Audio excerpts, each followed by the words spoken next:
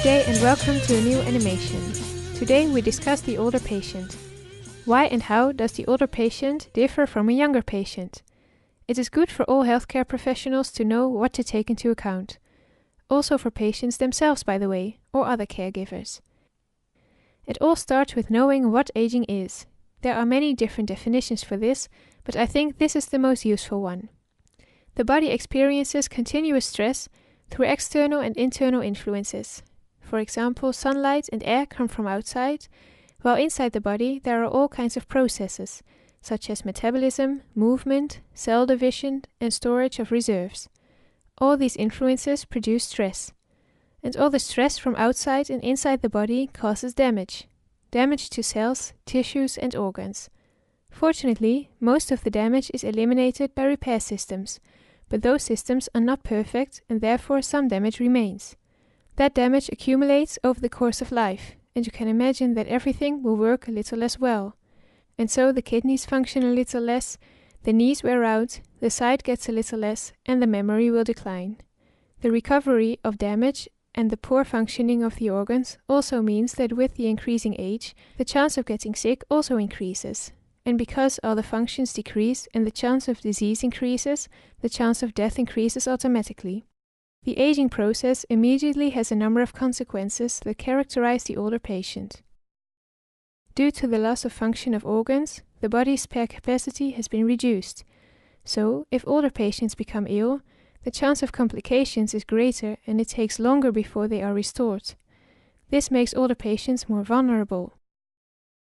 As mentioned, as the age progresses, the risk of disease increases, and so older people have on average more chronic diseases. 60% of the 60-year-old already has 2 or more chronic diseases: high blood pressure, diabetes, osteoporosis, or common diseases. And if you have many diseases, you will use a lot of medicines. And so older people are more likely to have polypharmacy. It is estimated that 32 million people use 5 or more different medications in the United States. A good job swallowing them, but also a greater chance of side effects, for instance. So a lot changes because of the aging process, and sometimes we do not know exactly how to figure out the older body. A well-known example of this is high blood pressure. For a middle-aged, it is a risk factor for cardiovascular disease, but if you are 85 years old, you may better have a high blood pressure, because then you will live longer. Less reserves, more chronic disease, loss of function. You can often see it on the outside. The average older patient has a number of physical defects, but often more is going on. Apart from physical vulnerability, mental problems occur more often as well. Memory problems, dementia, mood problems, anxiety problems, it is all more common in the older patient.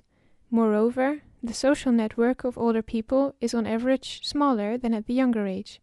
Middle-aged have a circle of friends, a workplace, and a family.